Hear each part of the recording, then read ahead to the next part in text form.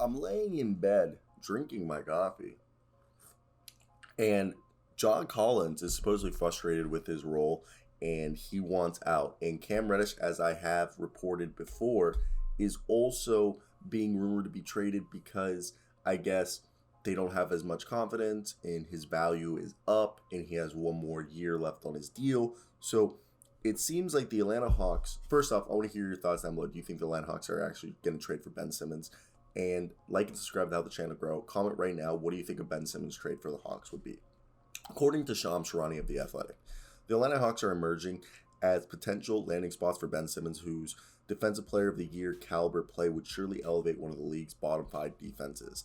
In scanning the Hawks roster, it's obviously that John Collins, who signed a 5-year, $125 million contract extension in restricted free agency last year, and Cam Reddish are among the players who would be in the package for Ben Simmons. It's unclear whether the Hawks are ready to put a type of trade proposal on the table after making such a deep run in the Eastern Conference last year. And the reason why John Collins has been added is because he has increasingly grown frustrated over his role in Atlanta, according to multiple sources that told The Athletic. His shot attempts per game and usage rate have decreased in each of the past 3 seasons, even as the athletic, energetic Collins has improved his offensive repertoire. The 6'9" power forward, small ball, big man has challenged the Hawks locker room on multiple occasions to play team basketball and commit to one another this season. Oftentimes, Collins has felt his voice has gone unheard. Here's a quote from John Collins after Friday night's loss against the Los Angeles Lakers in LA. I've banged my head on the wall a couple of times trying to figure it out myself. There's really no excuse. All I can say, it's unacceptable and we have to dig down and do the things necessary to win, or this is going to be the result every night. Collins, who's 24, is eligible to be traded on January 15th. 76ers president of basketball operations, Daryl Morey, has set a high price threshold on Simmons and stated repeatedly that he wants Simmons to return to the team. Rival executives do believe Morey will stick to this approach of desiring a star in any Simmons trade.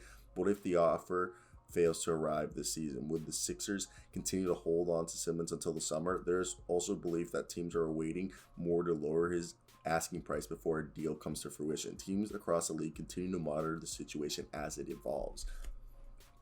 As I put the other day, I had a deal that would work was Danilo Gallinari, Cam Reddish, Lou Williams, and Timothy Luwawu-Cabarrot, their 2028 pick, their 2022 pick from OKC, and 3 second-round picks was the deal that I had for them. But now you could probably take out Danilo Gallinari and TLC and Lou Williams and just trade those 2 picks and Cam Reddish and John Collins in that deal, which I don't think would be a bad deal. It's just like, hey, I think we're all surprised by this. And, Ben Simmons is a good player. I just have been surprised that,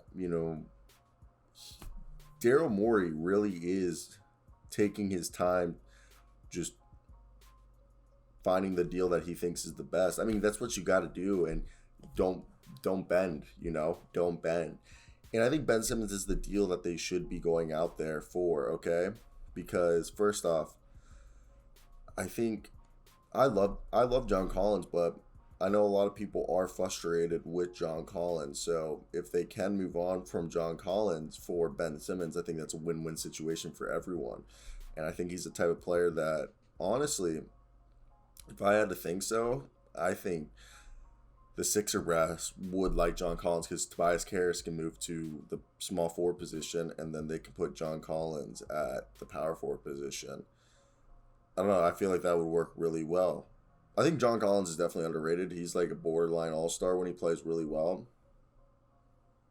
But at the same time, I know there's people out there who aren't John Collins fans. So, anything can happen, okay? But I definitely think this is definitely an interesting situation due to the fact that where is John Collins? What's he going to do? Is this... He looked really good last year, and it's just crazy to think about this team is kind of like, I wouldn't say giving up on him, but it just feels like they're fed up with John Collins. And when he's just trying to be the leader and hold his teammates accountable is how I'm understanding it, is that like they're fed up, like, oh, he's trying to do too much, like, and he feels like it's all falling on deaf ears, which is like, I feel like terrible if you're trying to be a leader of a team and trying to get your team back to where you were a year ago, okay, and no one's listening to you. That freaking sucks, in my opinion. I feel like that you must feel like awful, and that's not fair. And he just got paid, so people should be listening to him. And that's why I think the Sixers, honestly, this is probably one of the best deals they have out there for them right now, is Cam Reddish and John Collins. Okay?